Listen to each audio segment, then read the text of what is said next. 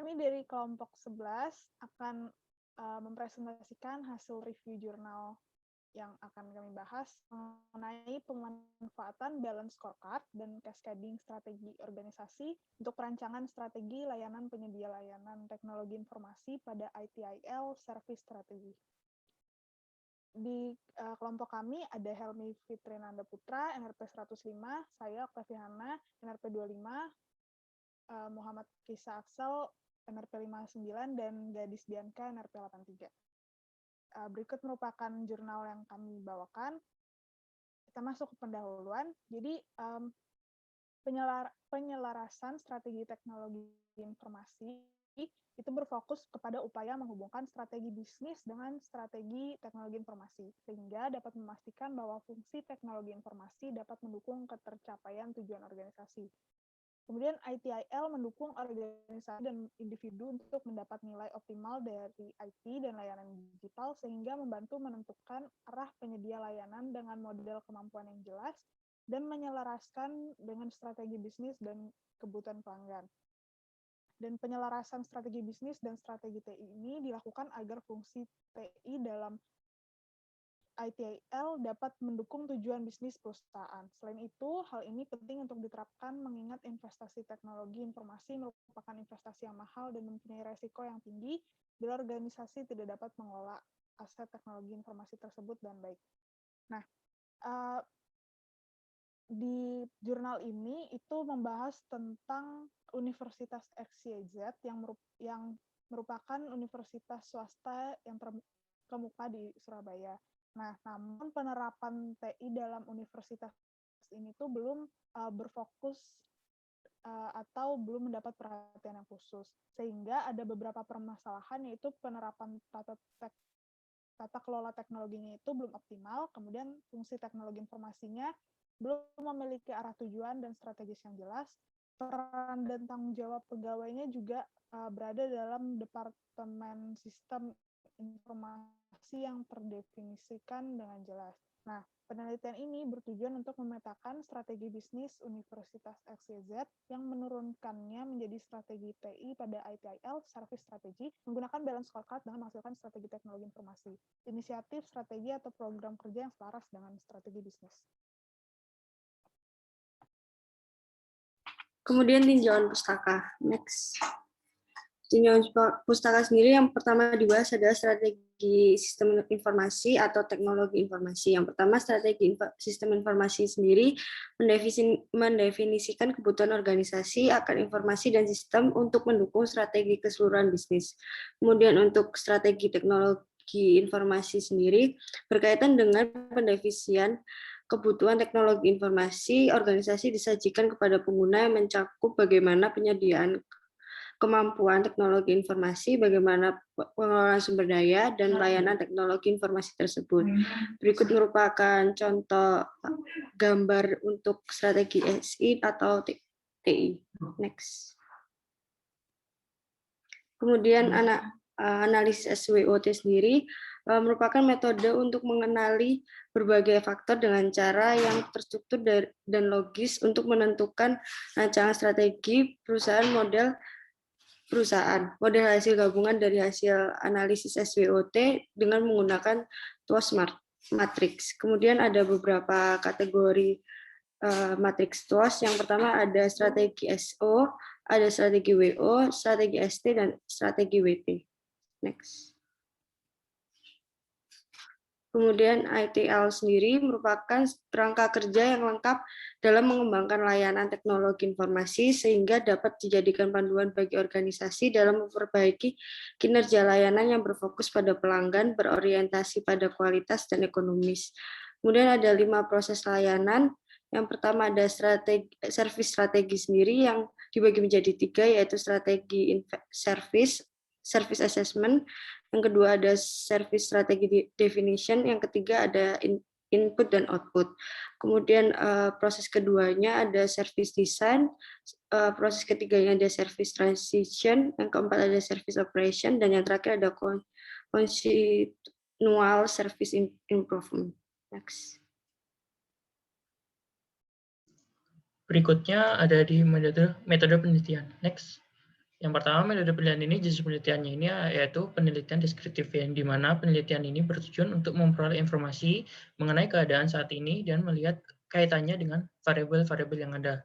Untuk sumber datanya tergolong menjadi dua, yaitu primer yang di mana diperoleh langsung dari lokasi penelitian dan hasil analisis oleh peneliti. Yang kedua yaitu sekunder, yang merupakan data yang diperoleh dari bahan-bahan pustaka.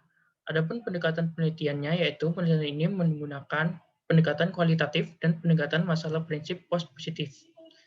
Untuk pengumpulan datanya sendiri terbagi menjadi dua. Yang pertama, metode wawancara, yang dimana wawancara pertama itu dilakukan oleh manajemen tingkat atas seperti kepala subbagian dan kepala bagian. Yang kedua, pihak yang mempunyai 3 pokok terkait dengan pengelolaan teknologi. Terus kemudian ada pihak yang menggunakan teknologi informasi dari organisasi.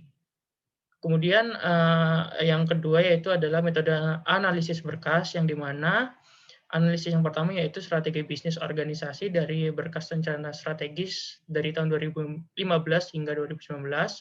Kemudian ada analisis visi dan misi, tugas pokok dan fungsi dari suatu divisi. Kemudian ada analisis hasil wawancara yang telah dilakukan. Terus yang terakhir ada analisis peta strategi organisasi dalam balance scorecard. Next. Lalu masuk dari hasil dan pembahasan, yang pertama ada hasil analisis dan observasi. Dalam tabel tersebut adalah hasil keluaran dari observasi dan analisis sendiri, yaitu ada analisis SWOT, lalu penjabaran strategi Universitas EGZ, lalu pemetaan strategi ke dalam perspektif balance scorecard, lalu cascading balance scorecard pada Direktorat Sistem Informasi Universitas EGZ. Next. Untuk analisis SWOT-nya sendiri dibagi jadi 4, adalah strength, weakness, opportunity, sama threat. Yang pertama, untuk strength sendiri memiliki tenaga pendidikan yang memadai, lalu memiliki 7 fakultas dari atas 16 program studi dan program studi pasca sarjana, magister dan dokter dari atas 9 disiplin ilmu. Lalu banyak dosen yang tamat S1 adalah 23 orang, tamat S2 dari 27 orang, dan tamat S3 dari 5 orang dari berbagai macam disiplin ilmu. Lalu dosen memiliki peran aktif dalam organisasi profesi atau keilmiahan, jadi narasumber di kegiatan ilmiah atau kemasyarakatan. Jadi ditanya, lalu untuk weakness-nya sendiri, yang pertama ada belum adanya keseimbangan prestasi akademik antara kualifikasi jenjang kejabatan fungsional akademik dosen dan tingkat pendidikan dosen yang relatif sudah tinggi. Lalu belum seimbangnya beban gaji terhadap besarnya capaian kontribusi akademik yang telah diberikan kepada universitas atau masyarakat. Lalu terdapat bidang ilmu yang kurang linier yang dimiliki dosen sesuai dengan kebutuhan fakultas. Lalu kemampuan menggunakan bahasa asing yang dimiliki dosen, khususnya bahasa Inggris, dan kemampuan dalam menggunakan perangkat teknologi informasi untuk mendukung proses pembelajaran masih rendah. Lalu sisanya bisa dilihat di tabel tersebut. Lalu untuk opportunity-nya sendiri, itu ada potensi kerjasama dari dalam dan luar negeri, dari berbagai skema kerjasama cukup besar. Lalu relasi dengan media massa, elektronik, dan non-elektronik. Ruang beasiswa dari pemerintah, lalu program BIPA dari Dikti yang semakin beragam untuk mahasiswa dan dosen, juga banyak peluang untuk memberikan beasiswa bagi mahasiswa dengan melakukan kerjasama antar institusi dalam negeri dan luar negeri. Menurut triknya sendiri, tingginya tingkat kompetitif perguruan tinggi swasta dan negeri itu program sejenis. Lalu tingkat kompetisi, peluang berbagai jurusan masih cukup ketat. Lalu perkembangan pendidikan yang berubah sangat cepat, lalu kebijakan pemerintah dan persaingan tenaga ahli atau lulusan dari luar negeri, dampak adanya masyarakat terbuka ASEAN. Next. Untuk strategi bisnis dalam BSC sendiri, untuk proses bisnis internal itu ada peningkatan sistem terpadu universitas, lalu peningkatan dukungan sistem informasi dalam kegiatan akademik, lalu pengembangan sistem informasi yang komprehensif, pengembangan sarana dan prasarana, lalu pengembangan terapan di dalam perguruan tinggi negeri. Dan untuk dari skema pelanggan sendiri, yaitu penerapan budaya pelanggan yang berorientasi pelanggan, lalu peningkatan kerjasama dengan pihak eksternal, dan peningkatan kepuasan pelanggan. Dan untuk finansialnya sendiri, peningkatan pendapatan melalui pengelolaan aset dan kerjasama. Dan untuk pertumbuhan pembelajarannya, pendidikan dosen dan tingkat pendidikan yang berkompeten, peningkatan mutu pembelajaran dan kurikulum, lalu pengembangan metode pembelajaran dan peningkatan mutu tenaga pendidikan dan dosen. Dan untuk misinya sendiri, melaksanakan tridharma pendidikan tinggi yang mengacu pada standar pendidikan nasional dan internasional. Lalu menanamkan dan mengembangkan nilai-nilai akademik dan budaya serta karakter bangsa Indonesia dalam penyelenggaraan tridharma perguruan tinggi negeri. Untuk visinya sendiri terwujudnya universitas unggul dan berbasis nilai dan karakter bangsa. Next. Nah, ini di sini ada tabel tentang penjabaran strategi Universitas XYZ. Dari tabelnya sendiri ada strateginya, yaitu melakukan revisi pada SOP dan sehingga dapat menempatkan manajemen universitas dengan lebih baik dan berorientasi pada pelayanan. Lalu pengadaan sumber daya manusia, dosen maupun tenaga pendidikan sesuai dengan klasifikasi, kompetensi dan kebutuhan serta rasio dosen dan mahasiswa. Lalu meningkatkan kinerja sistem informasi secara menyeluruh dan berkesinambungan agar dapat memberikan dukungan semua kegiatan akademik maupun akademik. Lalu melakukan pengembangan kurikulum yang mendorong peningkatan kemampuan mahasiswa, lalu memberikan dorongan komitmen yang lebih baik dan membangun kerjasama antar sivitas akademika termasuk tenaga pendidikan dalam rangka pencapaian tujuan bersama. Lalu membangun kerjasama terkoordinasi dengan lembaga pemerintah, himpunan para profesional serta kampus dari di dalam dan di luar negeri untuk mengembangkan dan menerapkan seluruh aspek di dalam perguruan tinggi negeri.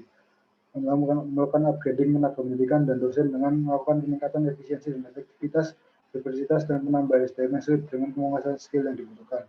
Lalu capaian strategi sendiri adalah peningkatan metode pengelolaan universitas, peningkatan dan tenaga pendidikan yang berkompeten, lalu peningkatan dukungan sistem informasi dalam kegiatan pendidikan dan pendidikan, lalu peningkatan pembelajaran dan kurikulum, pengembangan sarana dan perangkat pendukungnya, lalu penerapan budaya pelayanan yang berorientasi pelanggan, lalu pengembangan sistem informasi yang komprehensif. Dan terakhir, peningkatan kerjasama dengan pihak eksternal dan peningkatan mutu tenaga pendidikan dan dosen. Jadi next. Oke, berikutnya adalah kesimpulan. Next. Oke, jadi kesimpulannya dari pembahasan yang tadi sudah disebutkan oleh Saudara Excel, di mana akan dijadikan tabel sebuah strategi plan.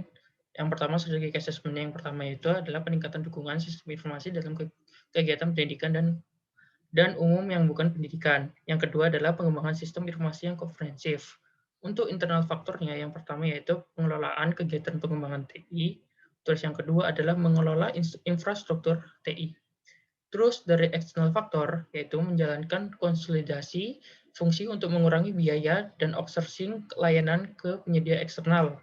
Yang kedua yaitu supplier memiliki kontrak untuk memastikan ketersediaan produk dan layanan yang dibutuhkan. Yang ketiga, standar manajemen keamanan informasi ISO dan atau garis miring IEC 27000 telah ditetapkan di DSI. Yang kedua, market space-nya yaitu ruang pasar mencakup semua layanan TI saat ini dan potensial yang diperlukan untuk melengkapi persyaratan bagian organisasi baseline dan kondisi masa mendatang. Next.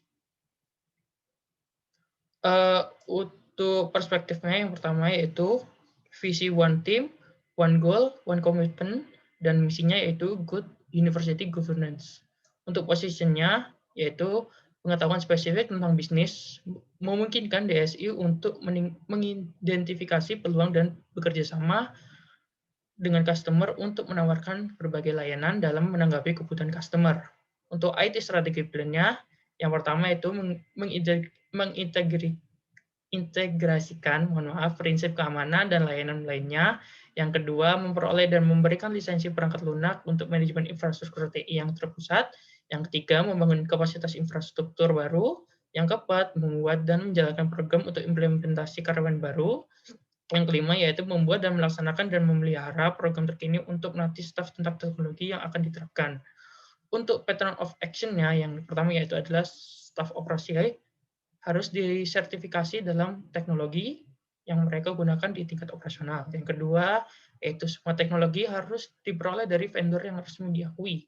Yang ketiga, kualitas layanan yang lebih diutamakan daripada penghematan biaya.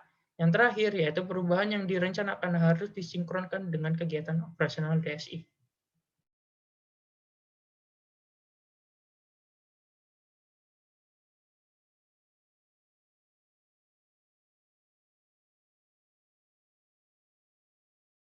Untuk kelebihan dari jurnal ini, jadi kami menelaah di mana bahasa ini mudah dipahami. Terus kemudian urutan pembahasannya yang secara detail dan jelas.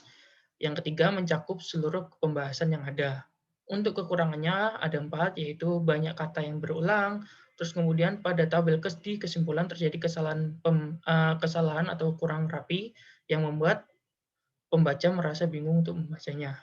Terus yang ketiga, bisa diberikan rencana timeline dari desain strategi bisnis agar bisa terlihat lebih real atau nyata. Yang terakhir yaitu terdapat beberapa kesalahan dalam penulisan. Next. Mungkin sekian dari presentasi kelompok kami. Kurang lebihnya mohon maaf. Wassalamualaikum warahmatullahi wabarakatuh.